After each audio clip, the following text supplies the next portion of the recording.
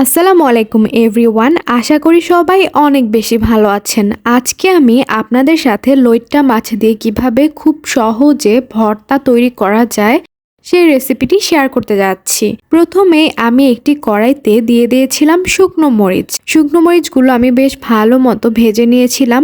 এরপর আমি কাঁচা মরিচ আর পেঁয়াজ দিয়ে দিয়েছিলাম, সাথে কিছুটা রসুনও অ্যাড করেছিলাম। এগুলো সব একসাথে ভেজে আমি একটি আলাদা পাত্রে উঠিয়ে নিয়েছিলাম।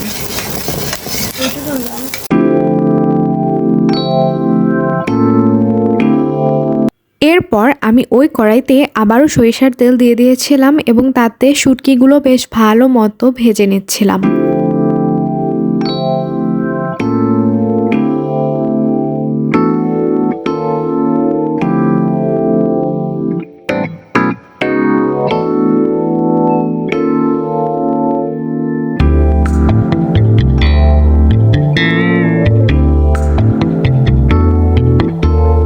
শুটকিগুলো সব ভাজা হয়ে গেলে আমি এগুলো সব পাটায় বেটে নিচ্ছিলাম। প্রথমে আমি শুটকিগুলো বেটে নিচ্ছিলাম, তারপর আমি আস্তে আস্তে ভেজে রাখা পেঁয়াজ, কাঁচামরিচ ও রসুনগুলোও দিয়ে দিচ্ছিলাম।